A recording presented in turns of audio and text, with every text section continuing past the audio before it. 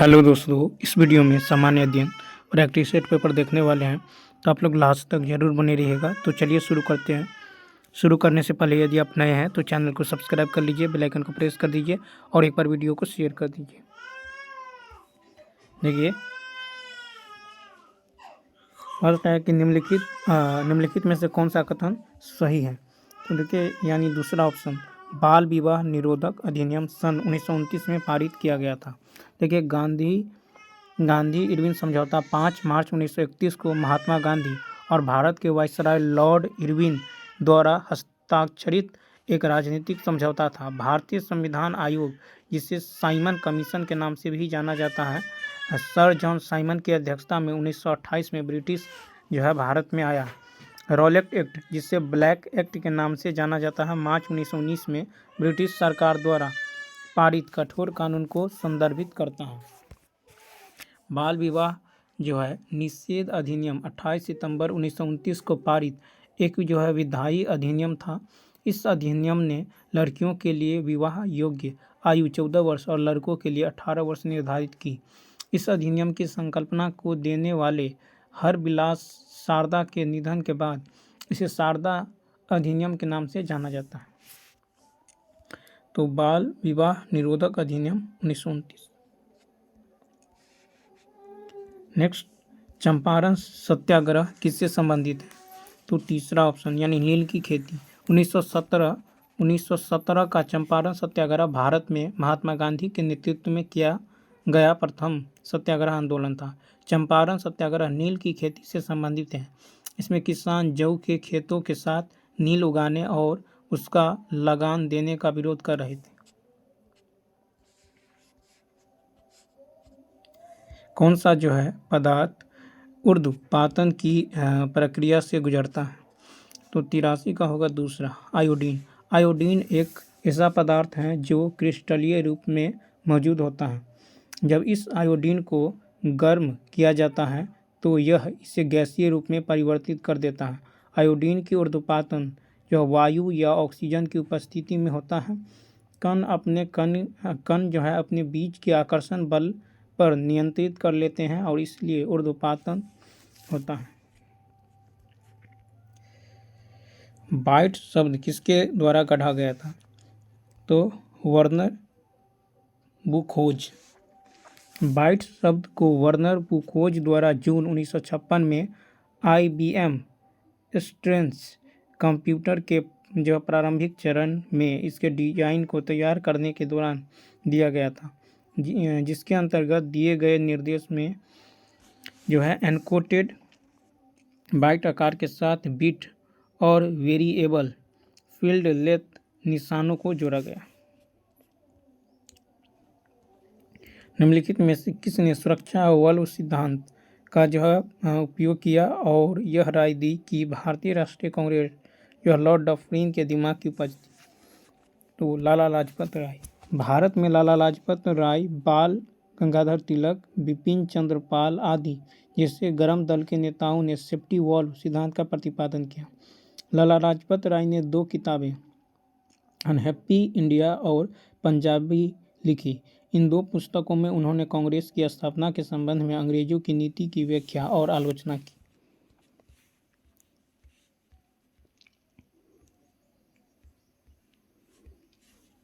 हालांकि कौन सा विकल्प सम्मिलित नहीं है। 86 का तीसरा, करो या मरो।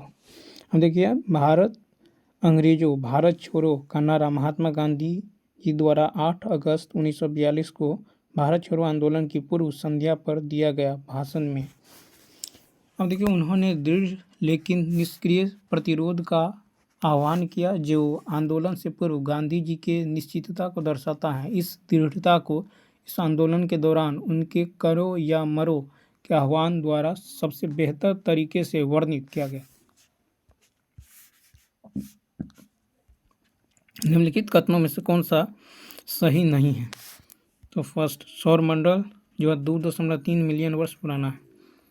हमारा सौरमंडल लगभग 4.5 अरब साल पहले इंटरस्टेलर गैस और धूल के घने बादल से बना है। ये बादल संभवतः पास के एक विस्फोट करने, ठीक है, जाले तारे की शॉकवेव के कारण समाप्त हो गए, जिसे सुपरनोवा कहा जाता है। नेक्स्ट देखिए, नेक्स्ट क्वेश्चन है कि असहयोग आंदोलन के बाद महात्मा गांधी के मुकदमे की सुनवाई करने वाले न्यायाधीश का नाम क्या था? तो यह है न्यायमूर्ति CN ब्रूमफील्ड। तो असहयोग आंदोलन 1 अगस्त 1920 से आरंभ हुआ। असहयोग आंदोलन के दौरान हजारों भारतीयों को जेल में डाल दिया गया। गांधी जी को भी मार्च 1922 में गिरफ्तार किया गया और उन पर देशद्रोह का आरोप लगाया गया। उनके मुकदमे की अध्यक्षता करने वाले न्यायाधीश न्यायमूर्ति CN ब्रूमफील्ड थे। देखिए,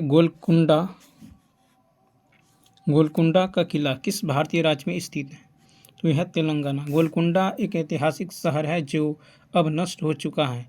यह पश्चिमी तेलंगाना राज्य के हैदराबाद से 5 मील यानी 8 किलोमीटर पश्चिम में स्थित है।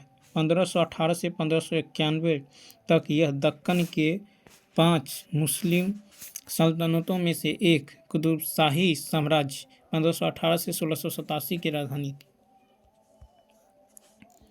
पंडित जवाहरलाल नेहरू ने किस तिथि को संविधान में उद्देश्य प्रस्ताव प्रस्तुत किया था? तो यह है 13 दिसंबर 1946। जवाहरलाल नेहरू ने 13 दिसंबर 1946 को संविधान सभा में उद्देश्य प्रस्ताव पेश किया। उद्देश्य प्रस्ताव संविधान का दर्शन प्रदान करता है। 22 जनवरी 1947 को संविधान सभा द्वारा इसे स्वीकार किया गया था। तो उद्देश्य प्रस्ताव प्रस्तुत किया गया था 13 दिसंबर 1946 को। जवाहरलाल नेहरू ने जो 13 दिसंबर 1946 को संविधान सभा में उद्देश्य प्रस्ताव पेश किया। उद्देश्य प्रस्ताव संविधान का दर्शन प्रदान करता है और 22 जनवरी 1947 को संविधान सभा द्वारा इसे स्वीकार किया गया। 22 जनवरी 1947 को।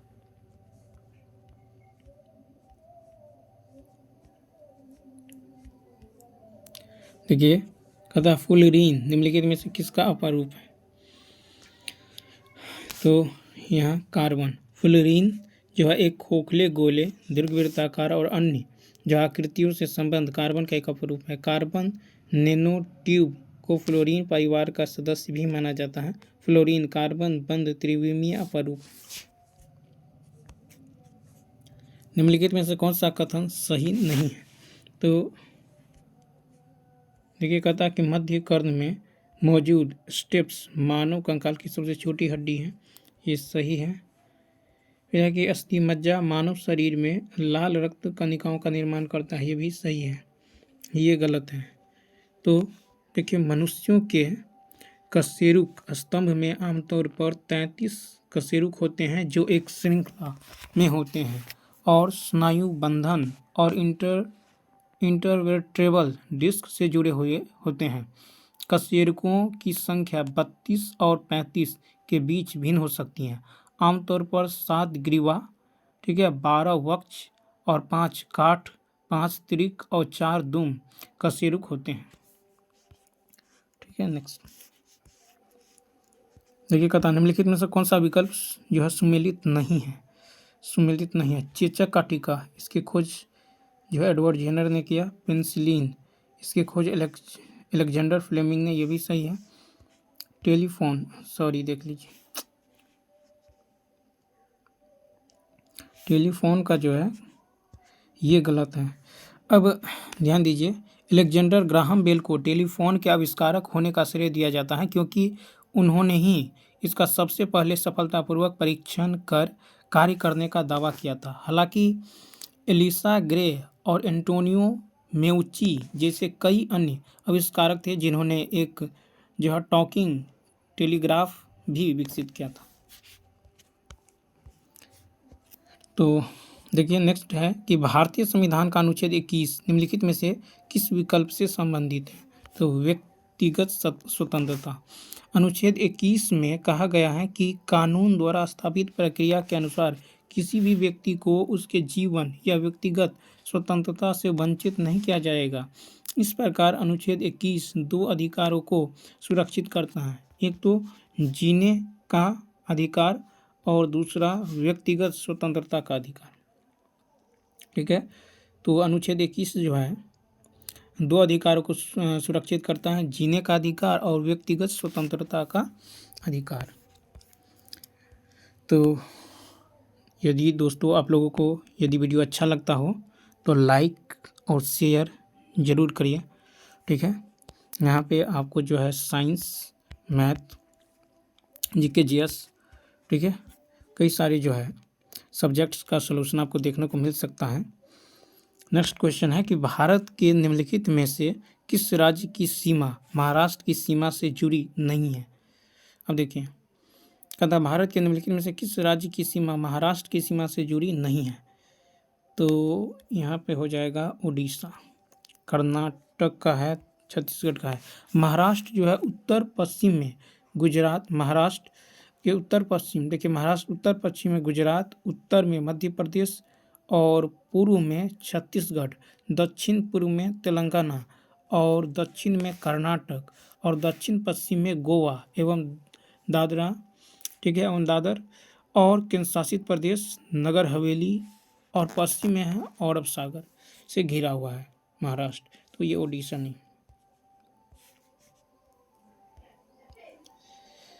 देखिए रीजनिंग, यहाँ पे क्वेश्चन मार्क की जगह क्या आने वाला है। तो यहाँ पे देखिए 2, 3, 5, 7, 11, 13, 17। तो देखिए ये अभाज्य संख्या है।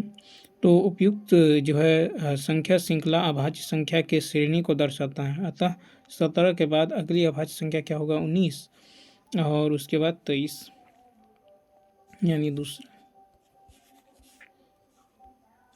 देखिए कहता है सुनील और कमल में से प्रत्येक ने एक साहूकार से 1 वर्ष 6 महीने के लिए इतना रुपये का ऋण लिया।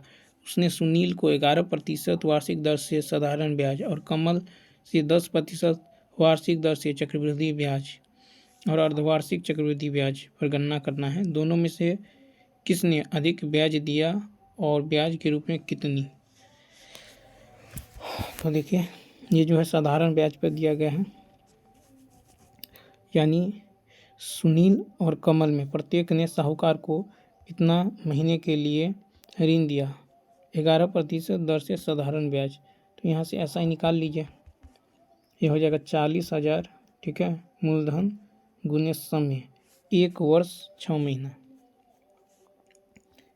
1 वर्ष 6 महीना। तो ये हो जाएगा आपको 1 वर्ष 6 महीना और अर्धवार्षिक हैं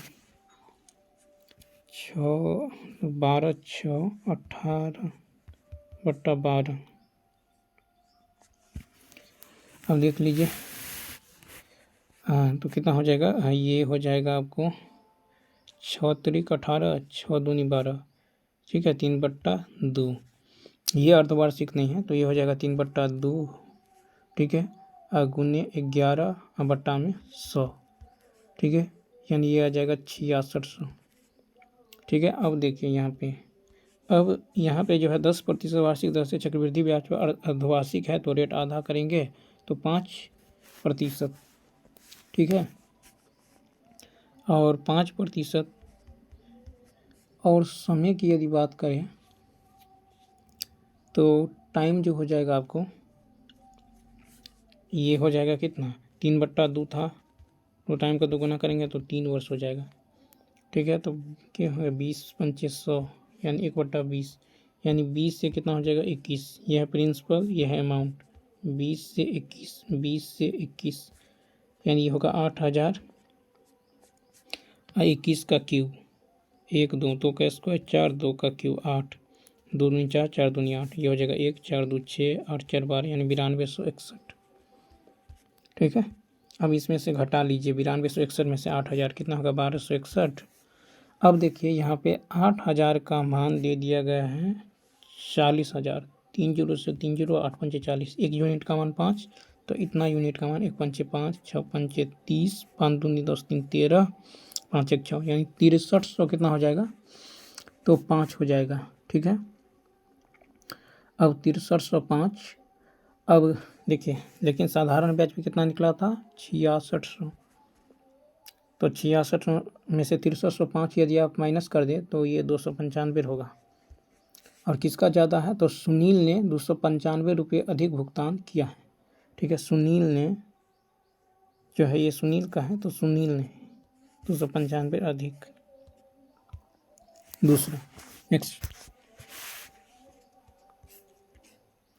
अनुपम और विनीत एक साथ खड़े होकर 2 किलोमीटर लंबे वृत्ताकार रेसिंग ट्रैक पर विपरीत दिशा में दौड़ना शुरू करती हैं। ठीक है, वृत्ताकार कहता है वे क्रमशः 9 किलोमीटर प्रति घंटा और 11 किलोमीटर प्रति घंटा की चाल से दौड़ रहे हैं। वे कितने समय बाद मिलेंगे? अब तो देखिए, विपरीत दिशा में तो चार्ज जुट जाएगा, 11 9 20 किलोमीटर पर आवर, और 2 किलोमीटर है तो 2/20।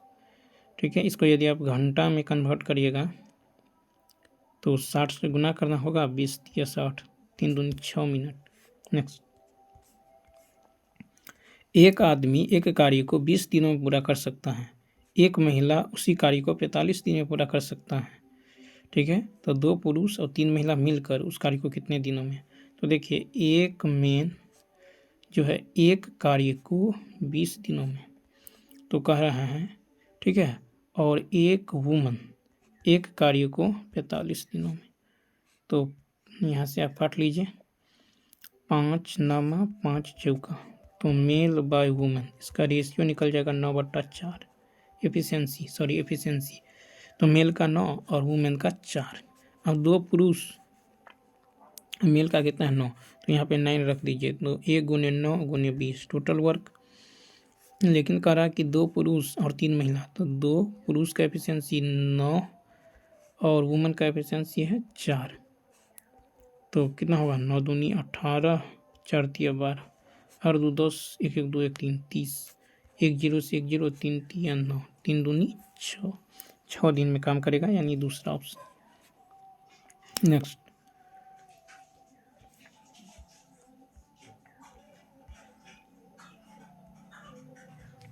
देखिए, यदि किसी त्रिभुज के कोणों का अनुपात दे दिया गया है, सबसे छोटे कोण, त्रिभुज के तीनों कोणों का जोड़ कितना होता है 180, तो 5 4 9 6 15, 15 यूनिट का मान है 180, 1 यूनिट का मान निकाल लीजिए, कितना होगा 16, सबसे छोटा यानी 4 यूनिट का मान 16 चुका 64,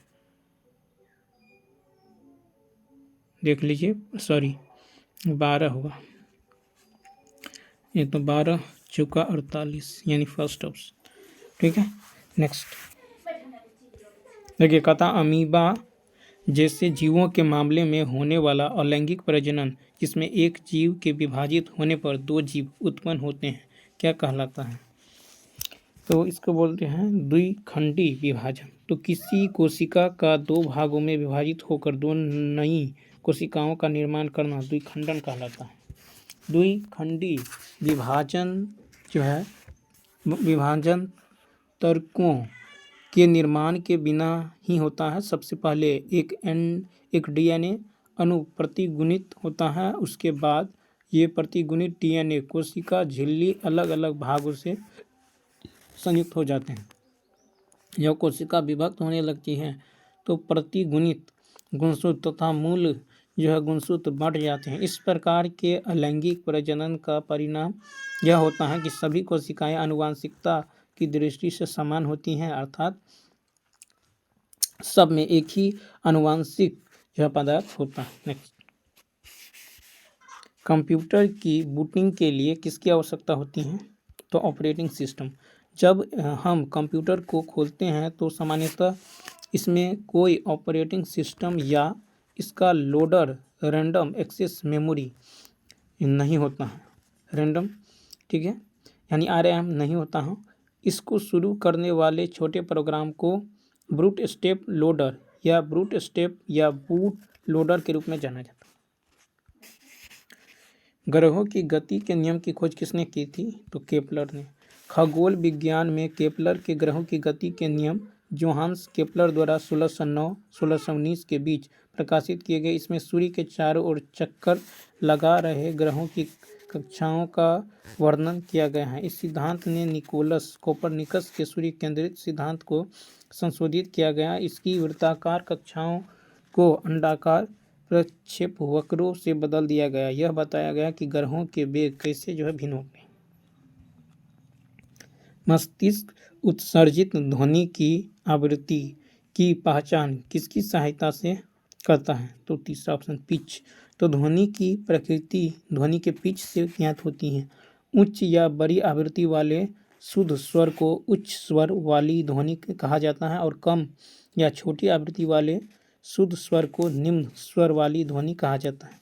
भारत में अर्ध संघवाद ही देखिए कहता भारत की सरकार के अर्ध जो है संघीय रूप जो है का प्रावधान कहाँ से लिया गया था? तो ये कनाडा से। तो भारत में जो है अर्ध संघवाद की अवधारणा कनाडा से लिया गया है। भारतीय संघ कनाडाई संघ से मिलता है जुलता है क्योंकि कनाडा में इसके प्रांतों का कनाडा की औपनिवेशिक सरकार के अतिरिक्त कोई अलग या स्वतंत्र अस्तित्व नहीं है और संघ का गठन उनके बीच किसी समझौते से नहीं हुआ था, बल्कि इसे ब्रिटिश सरकार द्वारा डोमिनियन और प्रांत में विभाजित किया गया था। भारतीय नृत्य शैली मणिपुरी में जो है अधिकांशतः किस पर आधारित जो है प्रसंगों का चित्रण होता है? तो यहाँ पे हो जाएगा कृष्ण गोपियाँ। तो मणिपुरी एक भारतीय शास्त्रीय नृत्य है। इसमें विशेष रूप से हिंदुओं के धार्मिक विषयों और राधा एवं कृष्ण के प्रेम प्रसंग को नृत्य नाटक के प्रदर्शन के माध्यम से प्रस्तुत किया जाता है। इस नृत्य का स्थान पौराणिक रूप से मणिपुर में मनोरम बगीचों में करना निर्धारित किया गया। कौन राष्ट्रीय राजमार्गों के निर्माण एवं रख रखाव के लिए जिम्मेदार है? 107 का होगा 2 केंद्र सरकार। तो भारतीय राष्ट्रीय राजमार्ग प्राधिकरण भारत सरकार का एक स्वायत्त निकाय है जो राष्ट्रीय राजमार्गों के नेटवर्क के प्रबंधन और रख रखाव के लिए जिम्मेदार है। यह सड़क परिवहन और राजमार्ग मंत्रालय के अधीन कार्य करता है। स्वेज नहर जो वाणिज्य के लिए बहुत महत्वपूर्ण है, निम्नलिखित में से किस देश में बनाई गई थी?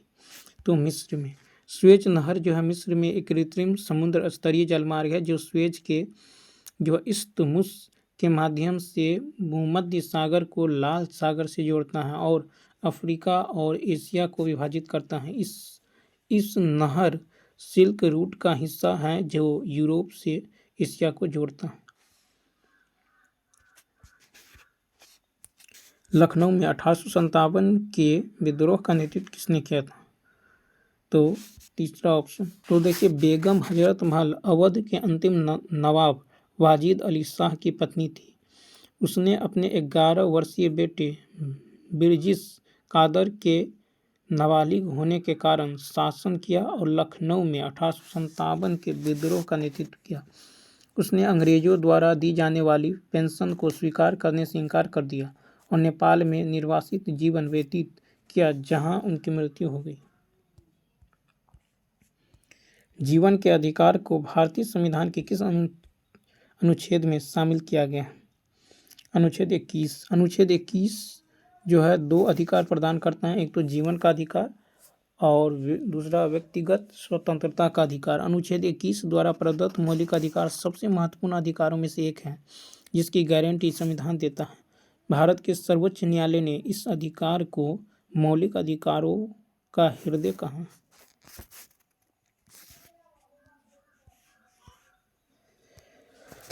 देखिए 190 को 101 लिखा गया और 191 को 122। तो यहाँ पे 194 को क्या लिखेगा? तो देखिए 190 को 101 यानी 190 191 को तो 101 में यदि 21 जोड़े तो कितना होगा? 122। ठीक है, फिर 122 में यदि आप 23 जोड़ेंगे 122 में यदि 23 जोड़ेंगे तो कितना होगा? 145।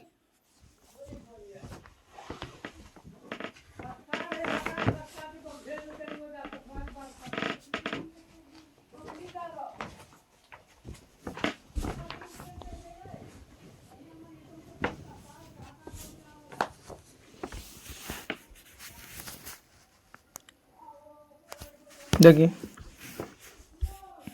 145 अब 145 हैं। अब 145 में यदि आप 25 जोड़ते हैं तो कितना होगा? 170।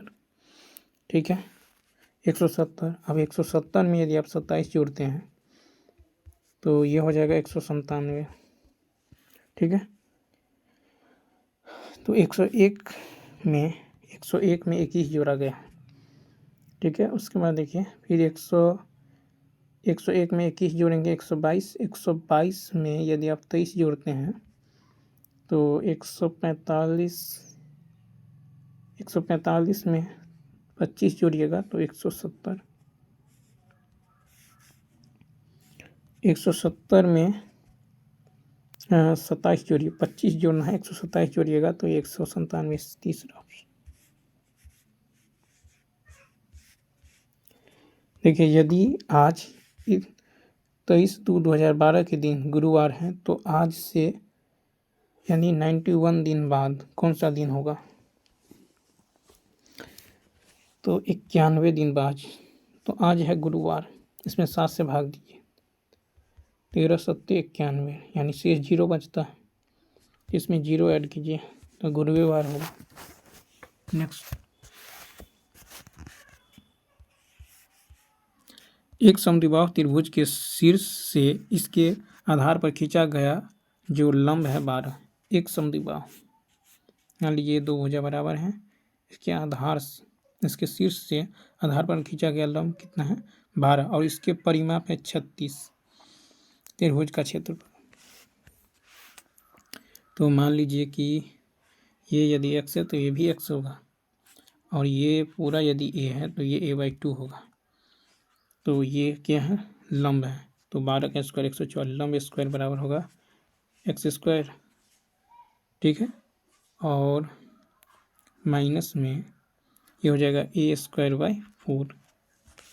ठीक है, और यहाँ पे आप देख सकते हैं। उसके बाद देखिए अब परिमाप यानी 2x + a का मान कितना है? तो 36। उसके बाद इसको समीकरण 1 मान लें, इसको सॉल्व कीजिएगा तो ये आ जाएगा आपको, यानी ये हो जाएगा 4x² - 4x² - a²। ठीक है, बराबर 4 × 144। ठीक है, 4 × 144 ये हो जाएगा 2x + a × 2x - a, 2x + a × 2x - a यानी कितना? ये 576, यानी 36 कॉमन कीजिएगा तो 2x - a बराबर 576 और 2x - a बराबर 576/36 यानी 16। ठीक है, 16। और यहाँ पे जो है एक इक्वेशन था 2x + a बराबर 36। समीकरण 1 समीकरण 2 को सॉल्व कीजिए। यहाँ से x का मान आ जाएगा 13 और a का मान आ जाएगा 10। तो हमको निकालना है क्षेत्रफल। तो क्षेत्रफल होगा 1/2 × आधार, आधार यानी 10, ऊंचाई था 12, 2 × 5 = 10, 12 × 5 = 60।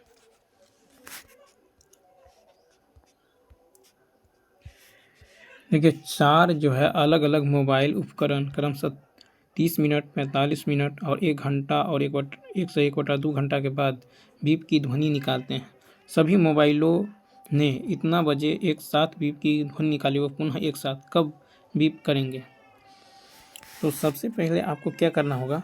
30, 45, 1 घंटा में 60 मिनट और यानी 90 मिनट, 1.5 घंटा में इस सब का एलसीएम निकाल लीजिए। जैसे ही एलसीएम निकालिएगा ये आ जाएगा 180 मिनट, 60 से भाग दीजिएगा तो 3 घंटा।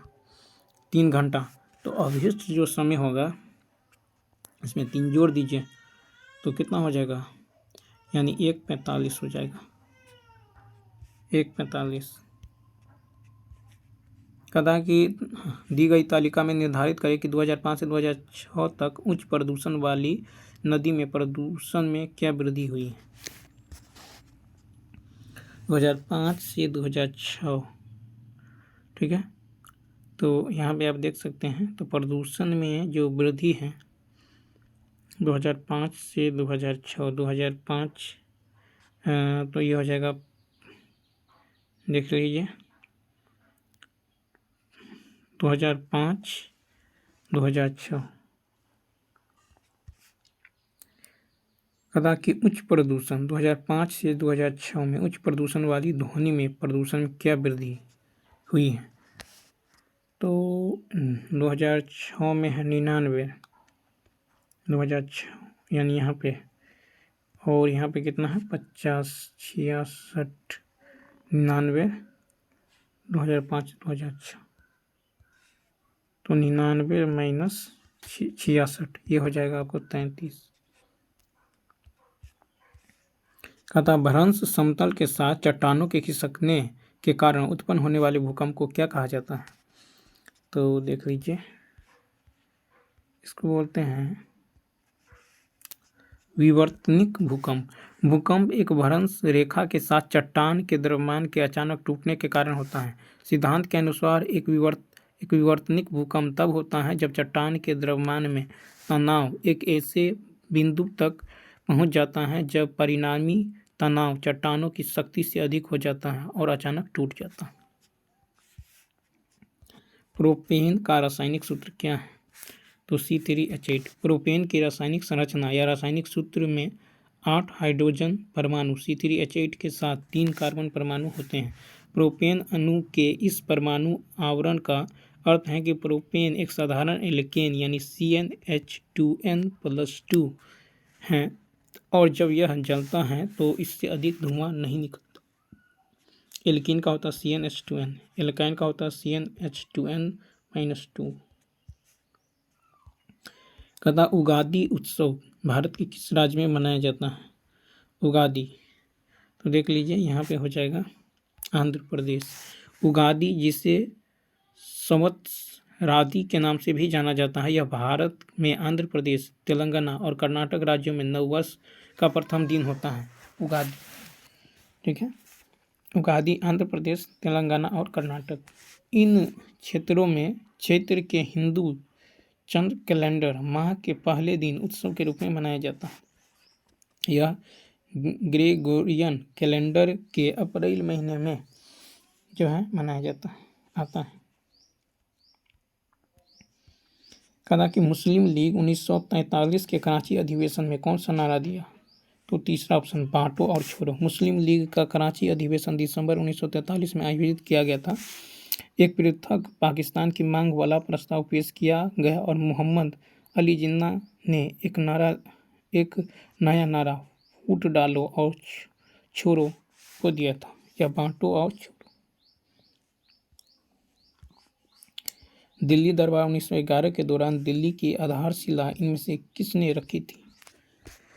तो जॉर्ज पंचम। किंग जॉर्ज पंचम ने नई दिल्ली दरबार एक भव्य शाही समारोह के दौरान 12 दिसंबर 1911 को नई राजधानी की नींव रखी। ब्रिटिश सरकार का मानना था कि दिल्ली से भारत पर शासन करना कलकत्ता की तुलना में आसान और अधिक सुविधाजनक था। तो चलिए दोस्तों, इस वीडियो में इतना ही। यदि वीडियो अच्छा लगा हो तो लाइक, शेयर और सब्सक्राइब करना न भूलें। मिलते हैं नेक्स्ट वीडियो में। Thanks for